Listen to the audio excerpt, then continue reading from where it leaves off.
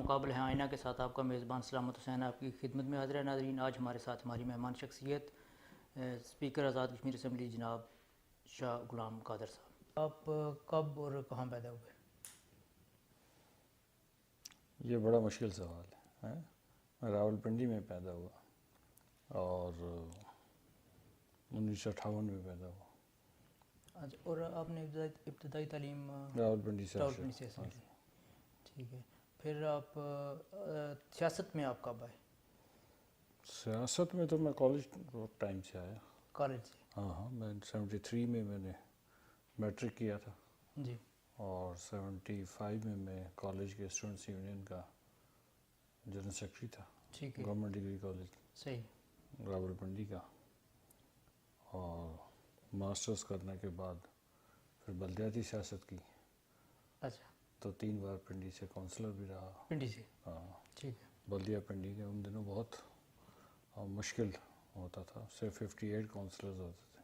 صحیح، تو ان دنوں ایجوکیشن سب کمیٹی کا میں چیئرمین تھا۔ ایجوکیشن سب کمیٹی کے چیئرمین کی حیثیت سے بڑا کام کرنے کا موقع ملا تھا ایجوکیشن سیکٹر میں۔ اور اس کے بعد ساتھ ساتھ مہاجرین کی سیٹ پہ پھر 91 میں الیکشن لڑا، جو میں ہار گیا، اور 91 سے جیتتا چلا آیا۔ صحیح ہے۔ تو آپ کا سیاسی کوئی بیک گراؤنڈ تھا خاندان کی طرف سے، یا صرف پہلے ہی آپ صرف میرے والد ایک سیاسی کارکن تھے اور انہیں الیکشن تو کبھی نہیں لڑا تھا، لیکن سری نگر میں مسلم کانفرنس کے کارکن تھے۔ سری نگر میں؟ ہاں، اور پارٹیشن سے پہلے وہ ایک وہاں پنڈت جواہر لال نہرو اور انہوں نے شیخ عبداللہ وغیرہ نے ایک جلوس نکالا تھا جس کو دریائے جہلم میں، تو اس کے خلاف پروٹیسٹ کرتے ہوئے وہ جیل بھی گئے تھے پرانے۔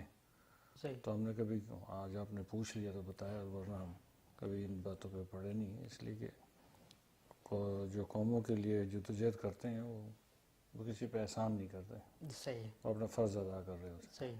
تو آپ کا سیاست میں آنے کا فیصلہ آپ کا اپنا تھا، والد صاحب کا تھا؟ میرے خیال میں حادثات نہیں آ گیا۔ اچھا، حادثات نہیں آ گیا۔ میں کالج میں گیا تو وہ آ گیا پولیٹکس میں، صحیح، سمپل کوئی کینڈیڈیٹ تھا نہیں ہمارے گروپ کی طرف سے، تو انہوں نے کہا آپ آ جائیں۔ صحیح، پھر وہ ایسا چلا کہ چلتا ہی چلا گیا، پھر صحیح، راہ کا تعین ہو گیا، شاید اللہ تعالیٰ نے اسی طرح کوئی کام لینا تھا۔ صحیح ہے۔ آپ یہ بتائیے، آپ سیاست کو کیا سمجھتے ہیں؟ آپ کی نظر میں سیاست ہے کیا؟ سیاست کا مختلف زاویے سے لوگ دیکھ سکتے ہیں۔ سیاست خدمت بھی ہے، سیاست عبادت بھی ہے، اور سیاست بدمعاشی بھی ہے، اور سیاست چور بازاری بھی ہے، اور اپنے اوپر ہے کہ وہ کس طرح اس کو دیکھتا ہے، کہ جو سیاست کر رہا ہوتا ہے وہ اس کے اوپر ہے کہ وہ اس کو کس نقطہ نگاہ سے دیکھتا ہے۔ صحیح، تو اس لیے اس کے مختلف معنی ہیں۔ صحیح، لیکن میں سمجھتا ہوں کہ مخلوق خدا کی خدمت کے لیے سیاست کی جائے تو وہ زیادہ مناسب بات ہے، صحیح، اور اللہ تعالیٰ نے مجھ سے تو یہی کام لیا ہے صحیح، کہ مخلوق خدا کی خدمت ہی ہوئی ہے، اور عبادت سمجھ کے کرتا ہوں، دیانتداری سے کرتا ہوں، لوگوں کی مشکلات کم کرنے کی کوشش کرتا ہوں۔ ختم تو اللہ تعالیٰ کی ذات کرتے ہیں، لیکن کم کرنے کی کوشش کرتا ہوں۔ تو یہ میں تو اس طرح دیکھتا ہوں سیاست۔ آپ یہ بتائیے کہ لوگ آپ کے پاس کس طرح کے مسائل لے کے آتے ہیں؟ دیکھیں، لوگوں کا مختلف وقتوں میں مختلف قسم کے مسائل ہیں، لیکن آج کل جو ہے وہ زیادہ ملازمتوں کے لیے آتا ہے۔ بے روزگاری بہت ہے، اور آزاد کشمیر میں بے روزگاری جو ہے 14% سے بھی زیادہ ہے۔ 14؟ تو اس لیے آپ اندازہ کر سکتے ہیں کہ پھر پسماندہ علاقے سے میں نمائندگی کرتا ہوں، تو ملازمتوں کا بہت پریشر رہتا ہے کہ ملازم لگایا جائے۔ صحیح، اتنی ملازمتیں نہیں ہیں جتنے، اور چونکہ اور کوئی ایونیوز نہیں ہے۔ ٹورزم ایک سیکٹر تھا، جس ٹورزم سیکٹر کو انہوں نے اپنے ہندوستانیوں نے ایل او سی پہ فائرنگ کر کے اس ٹورزم سیکٹر کو بھی افیکٹ ڈال دیتے ہیں، تو اس لیے ملازمت پہ زیادہ لوگوں کا۔ سر، ملازمت کے لیے ایک رجحان پایا جاتا ہے کہ سفارش کا ہونا بہت ضروری ہے۔ اگر کسی بھی، ایون کہ اب تو یہاں تک کہ نائب قاصد میں بھی بھرتی ہونا تو ایک منسٹر کی سفارش چاہیے ہوتی ہے، آپ اس کو کس نظر سے دیکھتے ہیں؟ کیسے اس کو ختم کیا جا سکتا ہے؟ سیاسی وابستگی کے بنا اگر میں آپ کا ووٹر نہیں ہوں تو مجھے جاب نہیں ملے گی، اسے کیسے ختم کیا جا سکتا ہے؟ یہ ایسا ہوتا ہے کہ یہ ہمارے وہاں رواج چل نکلا ہے، پہلے تو برادری کی بنیاد پہ، پھر سیاسی جماعت کی بنیاد پہ، لیکن کہیں سے ابتدا نہیں ہو رہی کہ جی ہم ابتدا کریں گے کسی جگہ سے۔ پچھلے 5 سال میں جو پبلک سروس کمیشن تھا آزاد کشمیر میں، اس کا برا حال تھا۔ اب جو پبلک سروس کمیشن ہے اس سے میں آپ کو بتاؤں کہ میں بڑا، ہم سارے اللہ کے سامنے جتنا شکر ادا کریں کم ہے کہ پبلک سروس کمیشن میں میرے حلقے سے ایک ایسا لڑکا اسسٹنٹ کمشنر کے لیے بھرتی ہوا ہے، کوالیفائی کر گیا ہے، جس کی کوئی سفارش نہیں تھی، اور اس گاؤں کا ہے جس کا نام جنوئی ہے، جہاں پہ آج بھی بجلی نہیں ہے۔ اچھا، تو وہ سفارش اس کے پاس نہیں تھی، صحیح، لیکن صلاحیت تھی، صحیح، تو ہم نے وہ انوائرمنٹ پیدا کیا کہ پبلک سروس کمیشن میں۔ اسی طرح این ٹی ایس کے ذریعے کچھ بھرتیوں کی، ٹیچروں کی بھرتیوں کی، اور اس کی کوالیفیکیشن کو بڑھایا گیا، تو اس میں بھی کافی شفافیت آ گئی۔ تو ہم اس کوشش میں لگے ہوئے ہیں کہ ایم ایل ایز کا کام یا منسٹر کا کام یا پرائم منسٹر کا ملازمت دینا نہ ہو، ان کا کام لیجسلیشن کرنا ہو، اور ترقیاتی کام کے معاملات ہوں، ڈیولپمنٹ کے ایشوز ہوں، وہ اس طرف جائیں۔ تو کوشش ہم کر رہے ہیں کہ بہتری کی طرف جا سکیں۔ سیاحت ایک ایسا شعبہ ہے جس سے بلا مبالغہ بے شمار کمائی زیر مبادلہ حاصل کیا جا سکتا ہے، اور وادی نیلم ایک خوبصورت ترین علاقہ ہے پاکستان کے زیر انتظام کشمیر میں۔ ایل او سی کو چھوڑ کے وہاں تو انڈیا فائرنگ کرتا ہے، لیکن وادی نیلم میں حکومت آزاد کشمیر کی طرف سے سیاحوں کو راغب کرنے کے لیے کیا اقدامات کیے گئے؟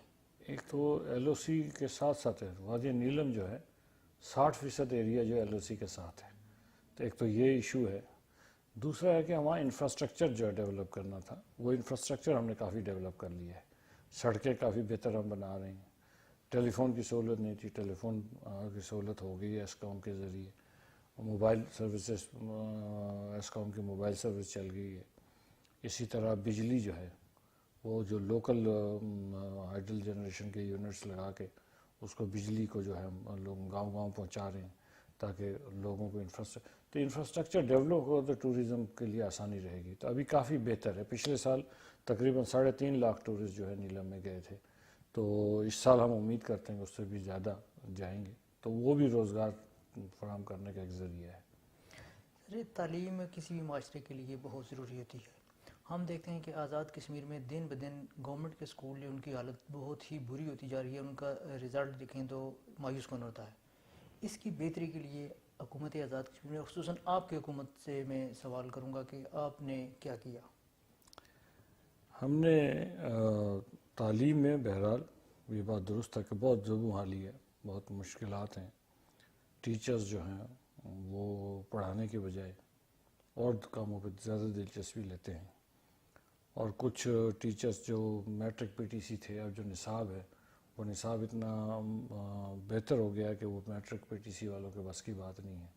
کوئی ان میں سے کافی تعداد میں انسینٹیو دے کے ان کو ریٹائر کر رہے ہیں، ان کی جگہ پہ بی ایڈ کم از کم پرائمری ٹیچر آ رہے ہیں، اور ٹیچروں کی کوالیفیکیشن جو ہے matric P T C primary teacher کی وہ ہٹا کے بی ایڈ کر دیا ہے، اس سے بھی لیول تھوڑا سا اوپر ہو گیا، وہ کمپٹیشن کرا دی ہے تاکہ ٹیچروں میں بھی جو پڑھانے کا رجحان ہے وہ بڑھ جائے، اور گھر بیٹھے تنخواہ لینے کا جو اصول تھا اس سے جان چھڑائی جا سکے۔ تو یہ کوشش کر رہے ہیں کہ اس کو بات ہم تعلیم کی کر رہے ہیں۔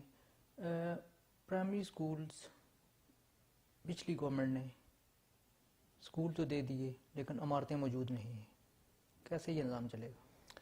لیکن اب پچھلی حکومت نے اسکول نہیں دیے، پچھلی حکومت نے، میں تو سمجھتا ہوں کہ تباہی کر دی محکمہ تعلیم کی۔ محکمہ تعلیم میں میں نے آپ کو ایک مثال دوں، پچھلی حکومت میں ایک میٹرک پاس خاتون کو بھرتی کیا گیا، اور وزیر اعظم وقت نے اس وقت اس کو ریلیکسیشن دی کہ وہ 2 سال میں پی ٹی سی کر لے، صحیح، تنخواہ سرکار سے لے اور پی ٹی سی کر لے، کہ پیپلز پارٹی کے کارکن کی بیٹی تھی۔ تو اس طرح سے نظام تعلیم ٹھیک نہیں ہو سکتا۔ انہوں نے اسکول وغیرہ تو دیے نہیں، اسکول کے نظام کا تباہ برباد کر دیا۔ لیکن ہم نے اب کوشش کی ہے، جیسے میں نے پہلے آپ کو بتا دیا تھا کہ ہم نے کیا کیا اقدامات کیے ہیں۔ تو جہاں تک عمارتوں کا تعلق ہے، جو ہمارے نارتھ کی طرف جو ایریاز ہیں جیسے مظفر آباد، نیلم، ہٹیاں اور باغ، راولہ کوٹ، اس علاقے میں جہاں جہاں زلزلوں میں بلڈنگیں گر گئی تھیں وہ ایرا کے حوالے ہو گیا تھا، کچھ پہ کام ہو گیا تھا، کچھ پہ رہ گیا تھا، کچھ ابھی اسلامک ڈیولپمنٹ بینک والے ٹیک کیئر کر رہے ہیں، ان کے ذریعے ہم بنوانے کی کوشش کر رہے ہیں، اور کچھ اپنے فنڈ سے کوشش کر رہے ہیں، تو ابھی لگے ہوئے ہیں کوئی عمارتیں بن جائیں، بہتر عمارتیں بن جائیں تاکہ بچوں کو ایک انوائرمنٹ مل سکے۔ صرف اسکول کھول دینا ہی کافی نہیں ہوتا، اسکول کو ماحول کو بہتر بنانا بھی بڑا ضروری ہوتا ہے، تو اس پہ بھی توجہ دے رہے ہیں، اور انشاءاللہ تعالی ہمیں امید ہے کہ اس میں ہمیں کافی کامیابی ملے گی۔ سر، لوگوں کا اعتماد گورنمنٹ اسکولوں سے مکمل طور پر اٹھ چکا ہے، ایون جو اساتذہ ہیں ان کے اپنے بچے گورنمنٹ اسکولوں میں نہیں پڑھتے، پرائیویٹ اسکولوں میں پڑھتے ہیں، کیسے اعتماد بحال ہوگا؟ اور پرائیویٹ اسکولوں کی تعلیم انتہائی مہنگی ہے۔ دیکھیں، یہی میں نے تجویز دی ہے کہ ایک تو پابندی لگا دی جائے کہ سرکاری ملازم جو بھی ہوں اس کے بچے جو ہے، خاص طور پر ٹیچروں کے بچے جو ہیں، وہ اپنے اسکول میں پڑھیں اور گورنمنٹ کالجز میں پڑھیں، تاکہ ان ٹیچروں کی ذمہ داری کا احساس ہو، تاکہ ٹیچر اپنے بچوں کے لیے، اگر دوسرے کے بچوں کو ٹھیک نہیں پڑھا سکتا اپنے بچوں کے لیے شاید چلے جائیں۔ ابھی تجویز تو دی ہے، دیکھتے ہیں اس پہ کتنا عمل ہوتا ہے، مجھے امید ہے کہ اس پہ بھی عمل ہو جائے گا تو شاید تھوڑا سا ہم ٹیچروں کو دیانتداری کے ساتھ کام کرنے کی طرف راغب کر سکیں گے۔ سر، یہ آزاد کشمیر چھوٹا سا خطہ ہے، یہاں پر اس وقت تقریباً 4 نظام تعلیم رائج ہیں، ایک مدارس میں ہے، دوسرا یہ جو سرکاری اسکول ہیں، اس کے بعد نیم انگلش میڈیم اور انگلش میڈیم۔ کیا کس طرح کی ہم نسل پروان چڑھا رہے ہیں؟ کتنا ڈفرینس ہے، بالکل ہی ایک بچہ انگلش میڈیم میں پڑھنے والا اور مدرسے میں پڑھنے والا، زمین آسمان کا فرق ہے۔ اس فرق کو کیسے ختم کر سکتے ہیں؟ دیکھیں، یہی جو ایک ایشو ہے یہ صرف آزاد کشمیر کا نہیں ہے، یہ ایشو پورے پاکستان کا ہے، اور اس کو بہرحال حکومت پاکستان کو ٹیکل کرنا پڑے گا، اور اس کو پوری اجتماعی سوچ کے ساتھ اس پہ حل نکالنا پڑے گا۔ اب تعلیمی ادارے جو ہے ویسٹڈ انٹرسٹ بن گئے ہیں، بعض انگلش میڈیم کے ہیں وہ برطانیہ میں بیٹھے یونیورسٹیز کے ساتھ ایفیلیشن کرا لیتے ہیں، بڑی بڑی فیسیں لیتے ہیں، تو یہ اس طرح کے ایشوز ابھی پیدا ہونے شروع ہو گئے ہیں، اور میں ٹھیک بات ہے آپ کی کہ اس سے ایک طرح کے بچے پیدا نہیں ہوں گے، ایک بالادست طبقہ پیدا ہو جائے گا نظام تعلیم کے ذریعے جو دوسرے طبقے پہ حکمرانی کرنے کے لیے اپنے آپ کو پیدا کر رہا ہے، تو اس کے اوپر کام کرنا چاہیے، اور اس کے اوپر بہت مجھے کافی عرصے سے تشویش ہے، اور میں نے مختلف جگہوں پہ اس کا اظہار بھی کیا ہے، لیکن حکومت کی مشینری جو ہے، چاہے وہ ہماری آزاد کشمیر کی حکومت ہو، چاہے پاکستان کی حکومت ہو، اس میں بہت سارے رکاوٹیں آ جاتی ہیں جو ان چیزوں کو ٹھیک ہونے کے راستے میں ہے، اس لیے کہ جو اسکول والا 1 کروڑ روپیہ مہینہ کما رہا ہو انگلش میڈیم کا، وہ کیسے چاہے گا کہ اس میں بھی وہی تعلیم ہو جو کہ ایک پرائمری سرکاری اسکول میں ہو؟ لیکن سر، یہاں پہ سوال یہ پیدا تھا کہ وہ حکومت سے طاقتور تو نہیں ہو سکتا نا، اگر حکومت امپلیمنٹیشن کرنا چاہے۔ نہیں، حکومت تو کرنا چاہے، تو حکومت کو جب کرنا جو چاہتا ہے، اگر وہ اس کو موقع سے ہٹا دیا جائے، دیکھیں نا پاور پالیٹکس میں پریشر گروپس ہوتے ہیں، صحیح۔ تو جن پریشر گروپس کے پاس پیسے ہوتے ہیں وہ بہت زیادہ پریشر گروپ ہو جاتے ہیں، تو اس لیے یہ ایشوز ہیں، لیکن قوم کو اگر آگے لے کے جانا ہے تو میں سمجھتا ہوں کہ اس کے لیے ضروری ہے کہ اس پہ غور و فکر کیا جائے۔ سر، 2 اہم مسئلے جن پہ جنگی بنیادوں پہ کام کرنے کی ضرورت ہے، تعلیم پہ تو ہم نے بات کر لی، دوسرا ہے صحت کا شعبہ آزاد کشمیر میں۔ آزاد کشمیر کے گورنمنٹ ہاسپیٹلز میں بعض جگہ فرسٹ ایڈ کی سہولت بھی موجود نہیں ہے۔ اگر کسی کو، ہمارے کشمیر کے لوگ اکثر دور دراز جنگلوں میں رہتے ہیں، کسی کو سانپ کاٹ جاتا ہے، اس کو 4-4 5-5 کلومیٹر دور اس کے علاج کے لیے جانا پڑتا ہے، اور ان کی رستے میں ہی وفات ہو جاتی ہے، اور ویکسین تک نہیں مل سکتی۔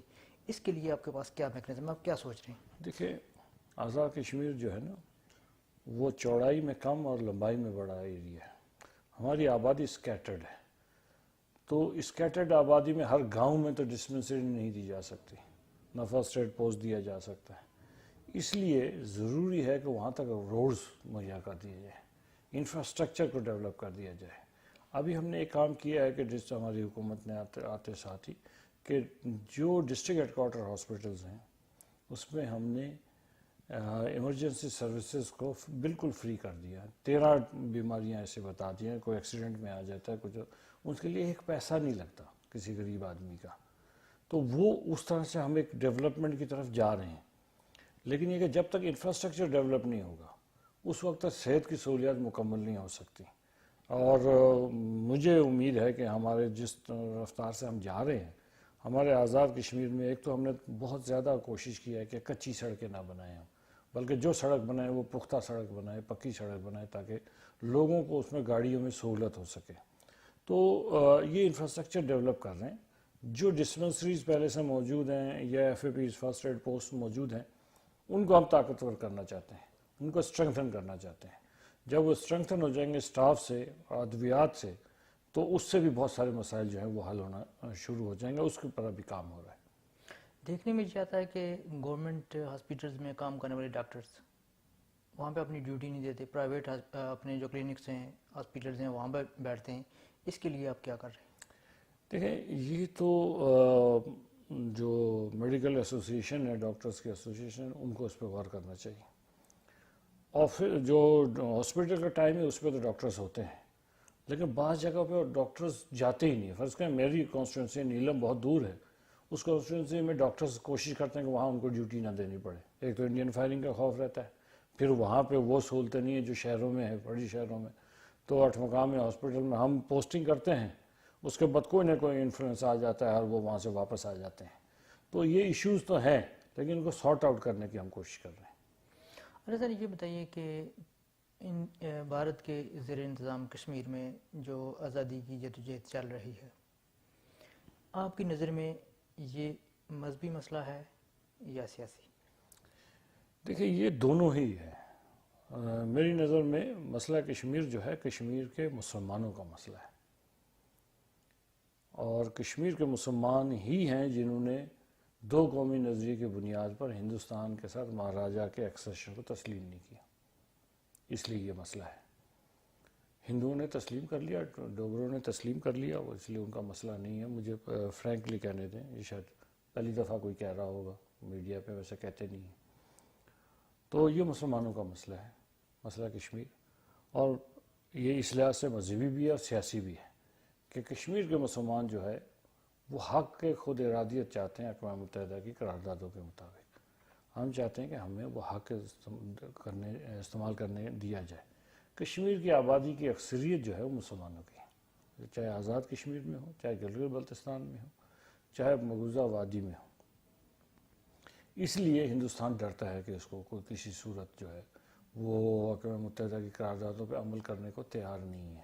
اس لیے اس کو پتہ ہے کہ جس دن ووٹ کا حق ملا وہ کشمیری جو ہے وہ پاکستان کے حق میں ووٹ ڈال دیں گے, ہندوستان کے خلاف ووٹ ڈالیں گے. تو ہمارا جو موقف ہے وہ یہ ہے کہ یہ سیاسی مسئلہ بھی ہے, اور سیاسی مسئلہ جو ہے مذہبی بنیاد پہ ہے. یہ نہیں ہے کہ مذہبی مسئلہ ہے, بلکہ مذہبی بنیاد پہ ہے کہ جی مسلمان جو ہے وہ بھارت کے ساتھ نہیں رہنا چاہتے. آپ نے کہا کہ یہ مذہبی مسئلہ ہے. نہیں, میں نے کہا مذہبی بنیاد پہ سیاسی مسئلہ ہے. لیکن جموں کے رہنے والے, ان کی اکثریت غیر مسلم پہ مشتمل ہے, وہ پاکستان کے ساتھ کیسے علاقے کے لیے خوش ہوں گے؟ پاکستان میں آپ اقلیتوں کی حالت دیکھ رہے ہیں. وہ یہی میں کہہ رہا ہوں نا کہ جموں کے جو رہنے والے ہندو اکثریت ہے, جموں میں 3 ضلع ہیں, اور جموں, کٹھوعہ, ادھمپور, وہ لوگ ہمارے ساتھ نہیں ہیں. اس تحریک میں بھی ان کا کوئی حصہ نہیں ہے, وہ نہیں ہے.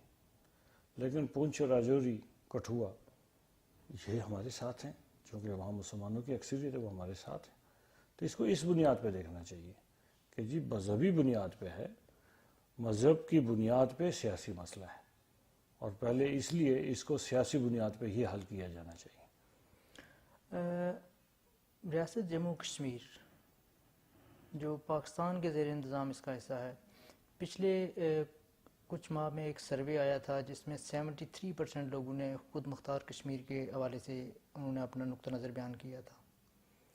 آپ کیا سمجھتے ہیں کہ کیا ریشو ہے؟ میرا خیال ہے 5% بھی نہیں ہے خود مختار کشمیر. یہ سروے ٹوٹلی فالس سروے ہے.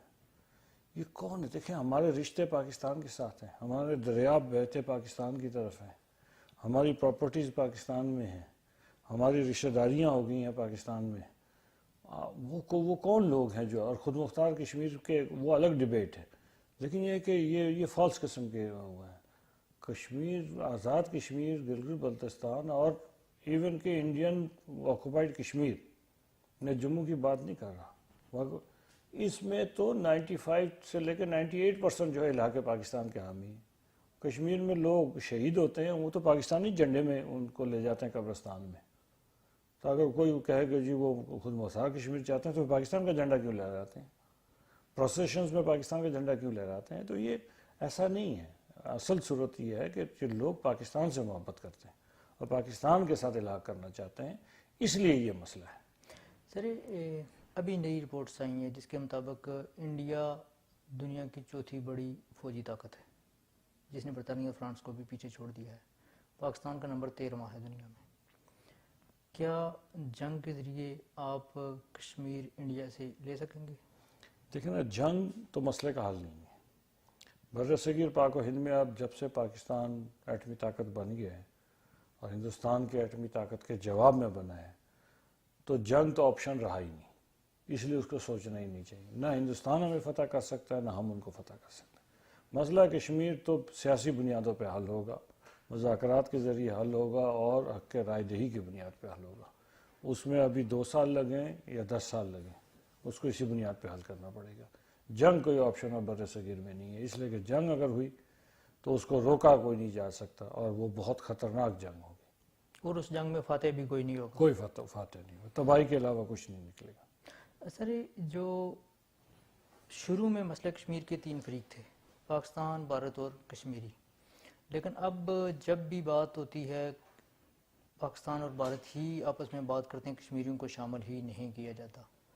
تو جو اس کے متاثر فریق ہیں جب ان کو ہی نہیں سنیں گے تو کیسے یہ بات آگے بڑھے گی؟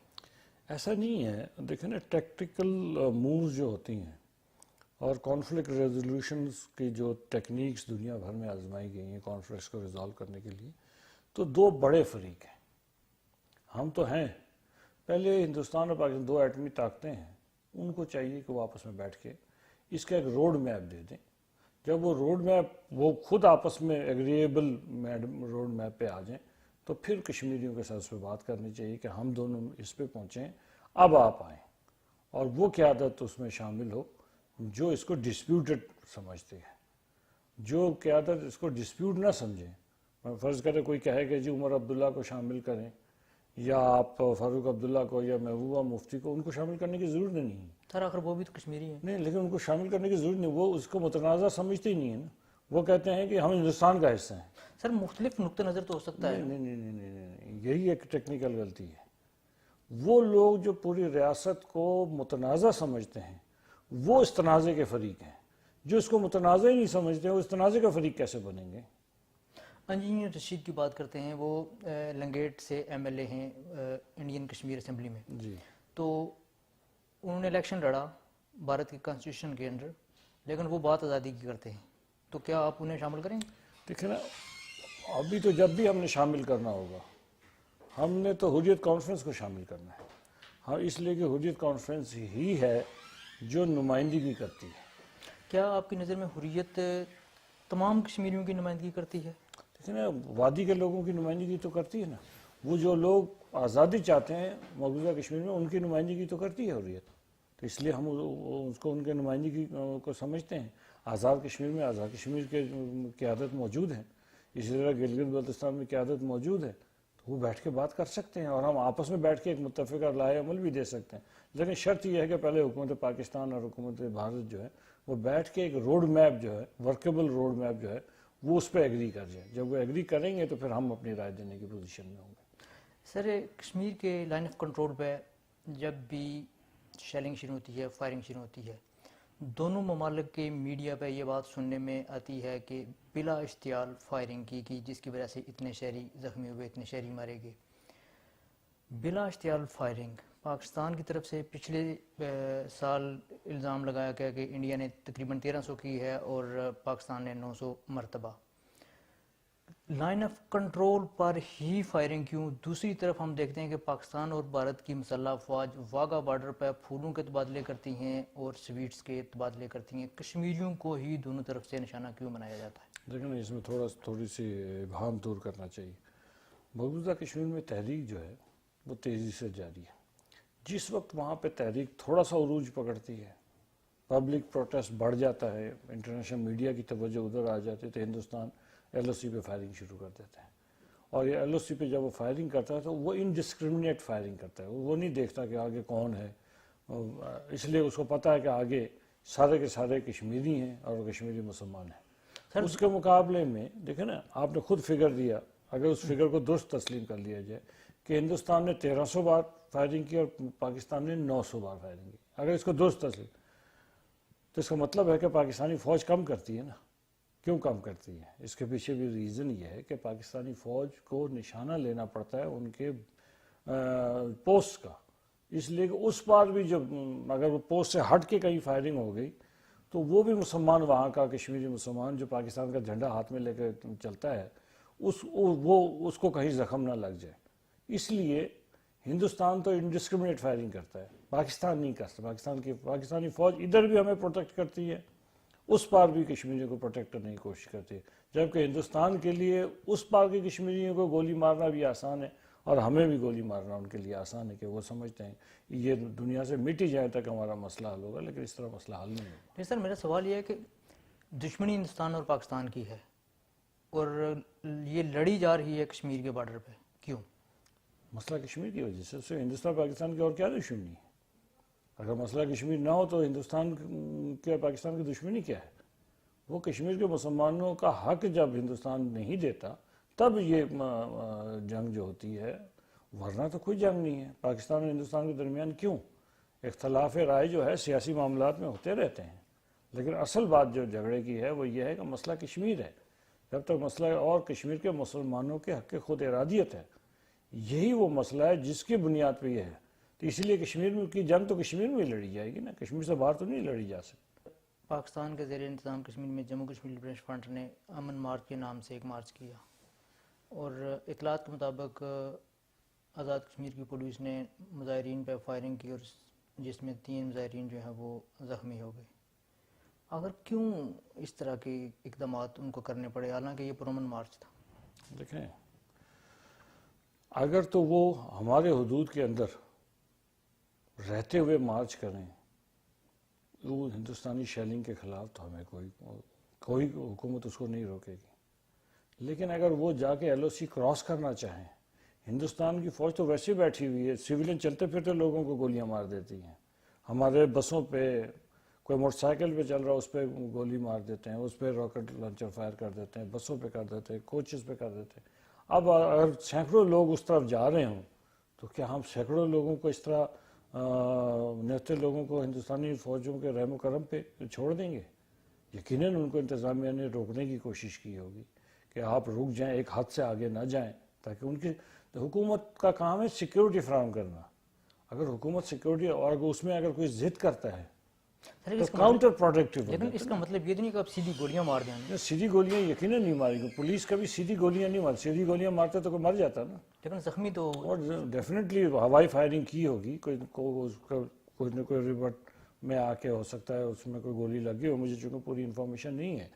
لیکن یہ کہ کوئی ایسا نہیں ہو سکتا کہ ہم سینکڑوں لوگوں کو دے دیں اور ہم جو ہیں وہ سینکڑوں لوگ ایل او سی کراس کر کے ہندوستانی ایریا جو مقبوضہ کشمیر ہے اس میں داخل ہونے کی کوشش کر رہے ہیں، اور ہندوستانی فوج جو ہے ان سب کو مشین گنوں سے بھون ڈالے.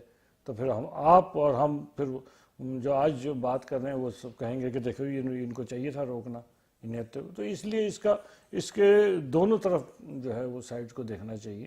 تو لیکن یہ اچھا تھا کہ امن مارچ جو ہے امن مارچ تک ہی رہتا ہے، اپنے حدود تک رہتا ہے، کراس کرنے کی کوشش نہ کرے. لیکن سر انہوں نے کال تو نہیں دی تھی کراس کرنے کی، اور نہ ہی وہاں ہم اس کو کور کر رہے تھے، نہ ہی انہوں نے کسی بھی پوائنٹ پہ کہا کہ ہم ایل او سی کو کراس کریں گے. انہوں نے یہ بات کی نہیں، اور ان کو ایسا نہیں ہوتا. تو اپنی پولیس اپنے لوگوں پہ کیوں فائرنگ کرے گی؟ آخر کوئی وجہ ہے نا. میں ان زخمیوں کے ساتھ پوری ہمدردی رکھتا بھی ہوں، لیکن یہ کسی صورت مناسب نہیں ہے کہ آپ اس خطے کے امن کو جو ہے کوئی آپ نہیں ایک جذباتی بات کر کے جذباتی ایکشن کر کے آپ پورے ایل او سی کو جو ہے وہ ایک اور میدان جنگ میں تبدیل کر دیں. ہندوستان تو چاہتا ہے کہ ڈسٹرب کرنا ساری ہماری سوسائٹی کو, جو ہماری لائف ہے پرامن لائف اس کو ڈسٹرب کرنا چاہتا ہے. ہم اس کو بہانہ نہیں دینا چاہتے, تو اس لیے میں ان کو روکنے کی کوشش کی ہوگی. یقیناً کوئی زخمی اگر ہوئے ہیں تو ان کے ساتھ بڑی ہمدردی حکومت کو چاہیے. میں انگلینڈ میں بیٹھ کے تو نہیں کہہ سکتا, حکومت کو چاہیے فوری طور پر ان کو اچھے طبی امداد دیں تاکہ اور ان کو لوگوں کو سمجھائیں کہ یہ اس میں لوکل انتظامیہ کا جو ہے وہ کام ہے کہ لوگوں کو سمجھائیں کہ اس قسم کے واقعات ایک حد سے آگے نہیں جانا چاہیے. سر آپ سیاستدان ہیں اور سردار عتیق احمد خان صاحب بھی ایک جماعت کے سربراہ ہیں. جی. انہوں نے خود لائن آف کنٹرول کو کراس کرنے کی کال کی تھی اور کہتے کہ میں لائن آف کنٹرول کراس کروں گا. آپ اس کو کس طرح جسٹیفائی کر سکتے ہیں؟ انہوں نے کیا تو نہیں نا, لیکن انہوں نے کہا تو تھا. کہنا اور کرنے میں بڑا فرق ہے نا, کہنے میں اور کرنے میں تو بڑا فرق ہے نا. جب وہ کریں گے تو دیکھ لیں گے نا. وہ تو بہت بڑے بڑے دعوے ہوتے ہیں دنیا میں, تو یہاں پر بڑے بڑے دعوے لوگوں نے کر دیے. وہ دعووں پہ نہیں جانا چاہیے نا. جب پریکٹیکل بات آئے گی تب پتہ لگے گا نا. اللہ تعالیٰ ان کو ابھی صحت دے, ان کو ابھی جو پلاسٹری ہوئی ہے اللہ تعالیٰ ان کو صحت دے. سر آپ یہ ہر روز لائن آف کنٹرول پہ فائرنگ شیلنگ, بچے بوڑھے عورتیں خواتین زخمی ہو رہے ہیں, شہید ہو رہے ہیں, مر رہے ہیں, یہ کیسے رکے گا یہ سلسلہ؟ میں نے آپ سے کہا نا, دشمن جو ہے وہ بھارت, وہ مقبوضہ کشمیر میں جاری تحریک کی طرف سے توجہ ہٹانے کے لیے ایل او سی پہ فائرنگ کرتا ہے. اور وہ یہ سمجھتا ہے کہ ایل او سی پہ فائرنگ کر کے توجہ ادھر بٹا ہو جائیں گے, کشمیر کے لوگوں کو ہم مایوس کر دیں گے. تو نہ وہ مایوس ہوں گے تو نہ ہمارا حوصلہ پست ہوگا. تو یہ ایک ایسا سلسلہ اس قوم نے ٹھان لی ہے کہ ہندوستان سے جان چھڑانی ہے, ہندوستان کے قبضے سے مقبوضہ خطے کو آزاد کرانا ہے اور پاکستان میں شامل کرنا ہے. تو وہ جدوجہد جاری رہے گی, حربے وہ جو کچھ بھی کرتے رہیں.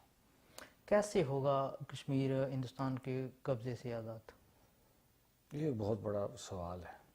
اس میں سے عزم مصمم چاہیے, اور میرے خیال میں پوری قوم جو ہے, کشمیری قوم جو ہے, اس میں بالکل یکجا ہے. ہمارے سیاسی اختلافات ہو سکتے ہیں لیکن اس معاملے میں تمام لوگ یکجا ہیں کہ ہندوستان سے آزادی چاہیے. اور ہندوستان سے آزادی حاصل کرنے کے لیے پہلے تو ارادہ چاہیے نا, نیت چاہیے. اگر آپ کی نیت ٹھیک ہو, ارادہ آپ کا آپ اس پہ ارادے پہ پوری طرح قائم رہیں, تو دنیا کے بڑے بڑے مسائل حل ہو گئے.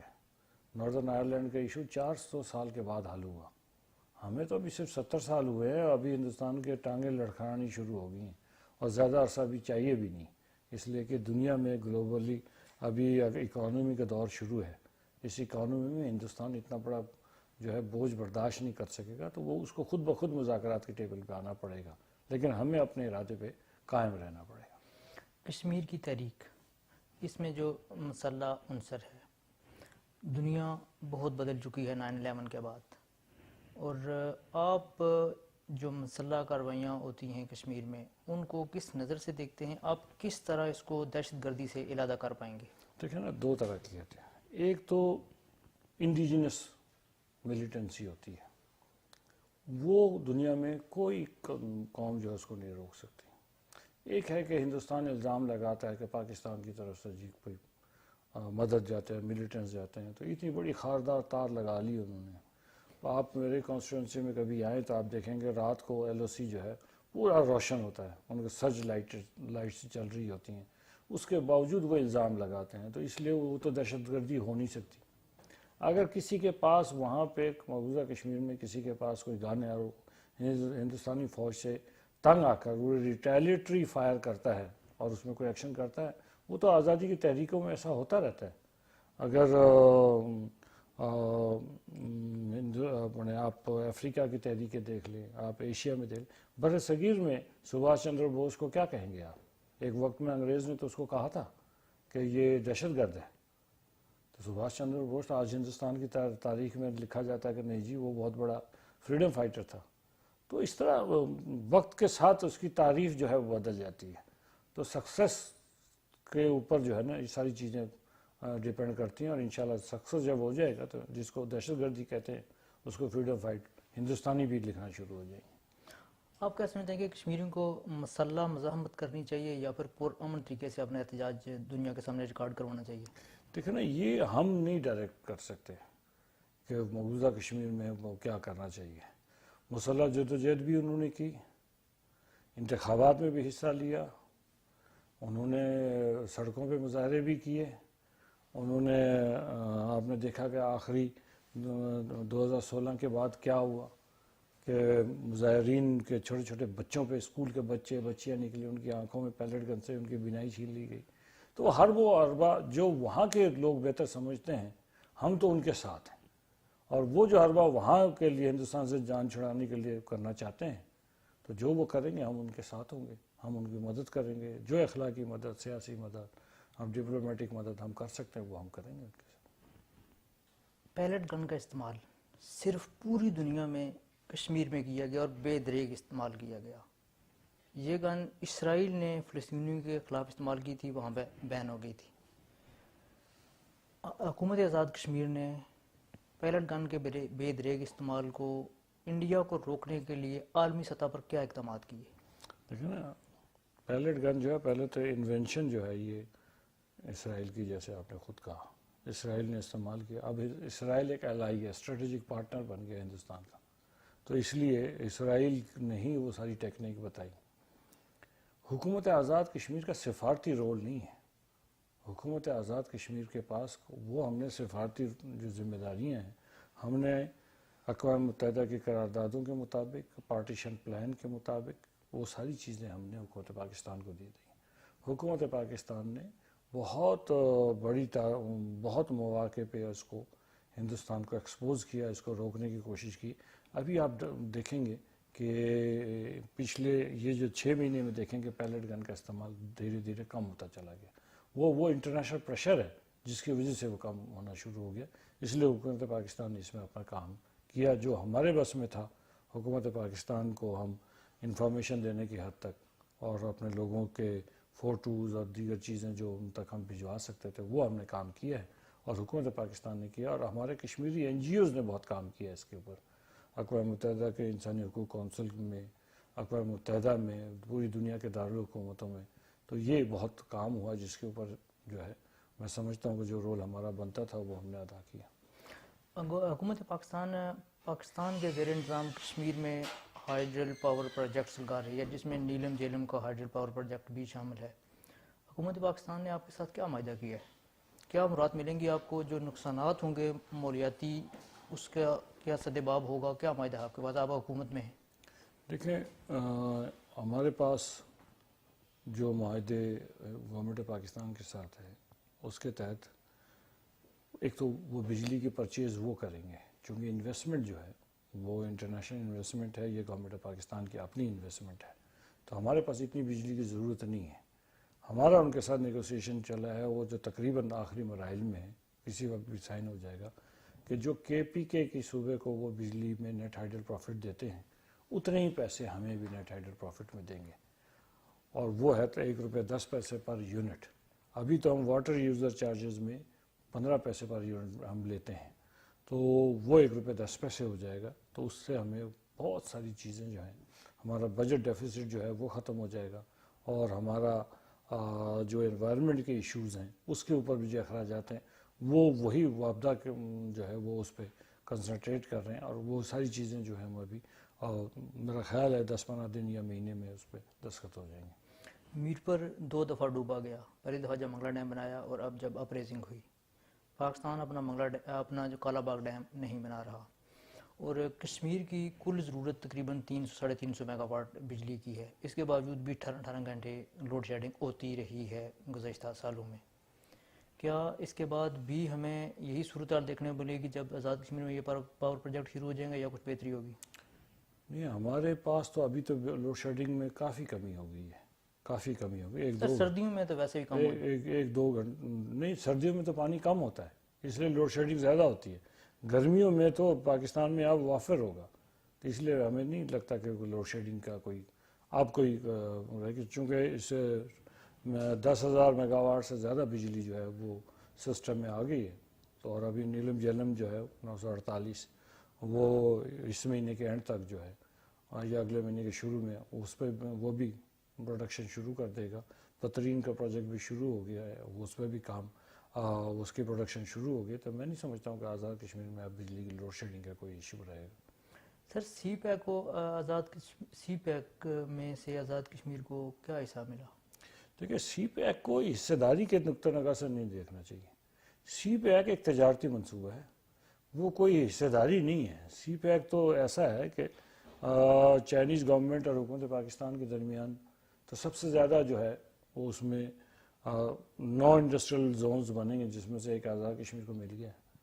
2-3 بڑی سڑکیں جو ہیں مظفر آباد سے مانسہرہ اور مظفر آباد سے دریا کے کنارے کنارے چل کے ڈڈیال تک اور اس کے بعد میرپور سے موٹر وے تک، تو یہ منصوبے اس میں شامل ہیں۔ لیکن اس کو تجارتی نقطہ نگاہ سے دیکھنا چاہیے کہ جس میں لوگوں کو ہم حصہ داری نہیں کر سکتے، جو آپ کے پاس 100 روپے ہیں جو مجھے 50 دیتے ہیں آپ 50 رکھ لیں، نہیں۔ جہاں پہ جو انویسٹمنٹ کرتا ہے، فورن انویسٹمنٹ ہے، وہ انویسٹر کے اوپر ہے کہ وہ کہاں اپنا فائدہ دیکھتا ہے، تو جہاں وہ فائدہ دیکھے گا وہاں وہ انویسٹمنٹ کرے گا۔ لیکن پھر بھی نواز شریف صاحب جو وزیر اعظم تھے، ہم ان کے مشکور ہیں کہ انہوں نے یہ 2-3 منصوبے جو ہے وہ انہوں نے ہمیں سی پیک میں ڈلوا دیے ہیں، تو جس سے ہمیں بڑی انشاءاللہ تعالی فائدے کی بات ہوگی۔ گلگت بلتستان ریاست جموں کشمیر کا حصہ ہے جس کا ابھی تک فیصلہ ہونا باقی ہے۔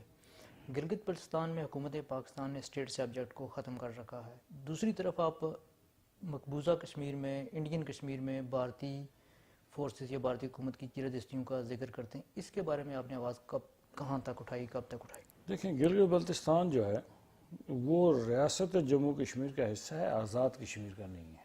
ایک تو یہ اس فرق کو تھوڑا سا محسوس کریں، اور گلگت بلتستان کے لوگ ہی فیصلہ کر سکتے ہیں، اس کے اوپر میں اور آپ کوئی فیصلہ نہیں دے سکتے۔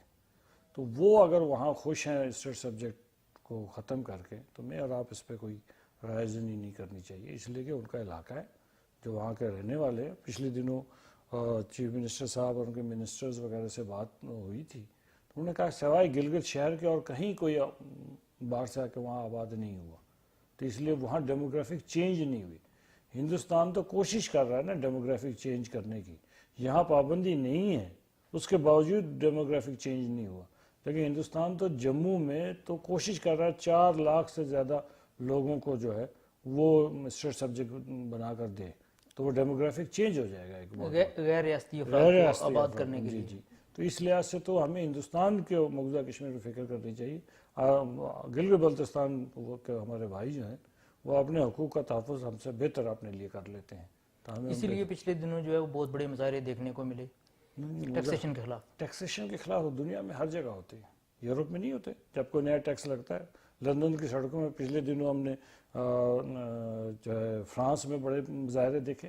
جب آپ ٹیکس لگاتے ہیں لوگ کہتے ہیں نہیں یہ جائز ہے، یہ ناجائز ہے، یہ تو جمہوری حق ہے ان کا۔ تو اس لیے ٹیکس لگانا جو ہے یہ حکومتوں کا اپنا کام ہے، لوگوں کو ریئیکٹ کرنا یہ عوام کا اپنا کام ہے، تو اس کو باقی چیزوں کے ساتھ جوڑنا نہیں چاہیے۔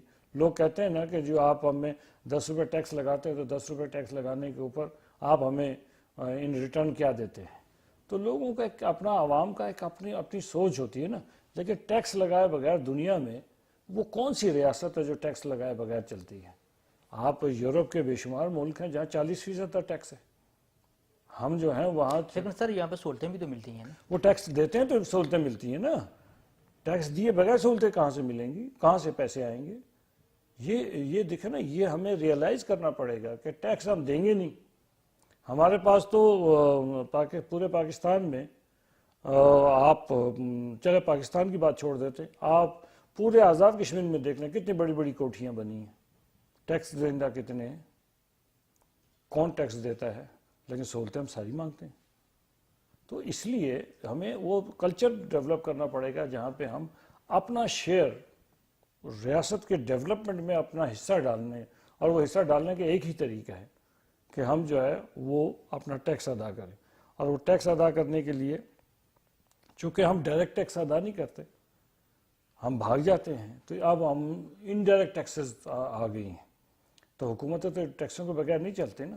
لیکن اگر اس پہ تھوڑا سا کام کر لیا جائے تو میں سمجھتا ہوں کہ لوگوں کو اگر عوام کو اعتماد ہو کہ یہ ٹیکس کا پیسہ ضائع نہیں جائے گا، تو میں سمجھتا ہوں پھر عوام جو ہے ضرور ٹیکس دیں گے۔ آپ نے کہا کہ عوام کا اعتماد کیسے ہوگا بحال آپ پہ عوام کا اعتماد؟ ہم پہ عوام کا اعتماد ہے تو پھر سب سے زیادہ ووٹ آزاد کشمیر سے میں نہیں لی میں بات ٹیکس کی کر رہا ہوں ہاں کہ اگر آپ پہ عوام اعتماد کرتے ہیں تو پھر آپ کو ٹیکس لوگ کیوں نہیں دیتے. اور دوسری بات یہ ہے کہ آزاد کشمیر میں ایک پراپرٹی ٹیکس لگایا گیا ہے جس کے خلاف مظاہرے بھی ہوئے. اسے آپ کس نظر سے دیکھتے ہیں؟ پراپرٹی ٹیکس کا وہ جو قانون تھا وہ ہم نے ختم کر دیا ہے. وہ ٹیکس کا وہ سلسلہ جو ہے وہ پراپرٹی ٹیکس کا وہ بند کر دیا ہے. اس کو نئے طریقے سے کوئی کچھ کوشش کر رہے ہیں کہ کسی طرح اور ذریعے سے عوام کے اعتماد میں لے کر تو لیکن وہ ٹیکس جو ہے پراپرٹی ٹیکس جو ہے وہ ہم نے ختم کر دیا. آزاد کشمیر میں ایک برطانیہ میں ایک بہت بڑی تعداد کشمیر کے رہنے والوں کی آباد ہے جنہوں نے انویسٹمنٹ کی آزاد کشمیر میں، خصوصاً میر پر کی میں بات کروں گا. اور آپ کیا ان کو تحفظ دے رہے ہیں ان کی جائیدادوں کے سلسلے میں، ان کی جو عمارتیں ہیں وہاں پہ یا ان کے جو کاروبار ہیں وہاں پہ؟ کیونکہ اب دیکھنے میں یہ آ رہا ہے کہ یہاں کے بچے اپنے ملک میں چھٹیاں بنانے کے بجائے یورپ میں چلے جائیں گے، کشمیر کی بات نہیں کریں گے. وہاں پہ پولیس کا رویہ، اسلام آباد ایئرپورٹ پہ امیگریشن کا رویہ ان کے ساتھ انتہائی حد تک میز ہوتا ہے. کچھ بہتری کی امید ہے؟ میرا خیال ہے امیگریشن کا تو کوئی ایسا نہیں ہوتا. امیگریشن میں نے تو نہیں دیکھا، چونکہ میں بہت فریکوینٹ ٹریولر ہوں. امیگریشن میں نارمل لائن میں جاتا ہوں، میں وی آئی پی لان سے نہیں جاتا، تو میں نارمل لائن میں جاتا ہوں. میں نے کبھی نہیں دیکھا کہ کسی کو ناجائز روکا گیا ہو. امیگریشن کا تو ایشو نہیں ہے. جہاں تک دیکھیں نا پراپرٹی کے، وہ پراپرٹی کا ایشو یہ ہوتا ہے کہ پراپرٹی جو ان کے عزیز رشتہ داری ان کو الجھا دیتے ہیں. کوئی حکومت کا کوئی کارندہ ان کو نہیں الجھاتا، بلکہ ان کے عزیز رشتہ داری الجھا. کسی کا چاچا الجھا دیتا ہے، کسی کا ماما الجھا دیتا ہے، کسی کا تایا الجھا دیتا ہے. تو اس طرح الجھ جاتے ہیں. اور وہ چونکہ ہماری بہت نیٹڈ سوسائٹی ہے تو وہ ایک دوسرے کے لیے جہاں پہ اچھے لوگ ہیں وہاں نہیں ہوتا، جہاں پہ نہیں ہوتا تو وہاں پہ چھوٹے موٹے مسائل یہ پیدا ہو جاتے ہیں. لیکن حکومت جو ہے، کم از کم ایڈمنسٹریشن جو ہے، وہ کوشش کرتے ہیں یہ مسائل کم سے کم ہوں، اور جو جائز بات ہے اس پہ مدد کرنے کی کوشش کرتے ہیں. اوورسیز کی ہیلپ کے لیے کوئی اوورسیز ڈیسک آپ نے بنایا جیسے حکومت پنجاب نے بنایا؟ نہیں، ابھی تک تو نہیں بنایا. کوئی ہے پروگرام آپ؟ پروگرام میں ہے، لیکن یہ اس کا بہتر جواب جو ہے وزیر اعظم صاحب ہی دے سکتے ہیں. کس طرح آپ فارن انویسٹر کو کشمیر میں انویسٹمنٹ کرنے کے لیے راغب کریں گے؟ کوئی ہے پلان آپ کا؟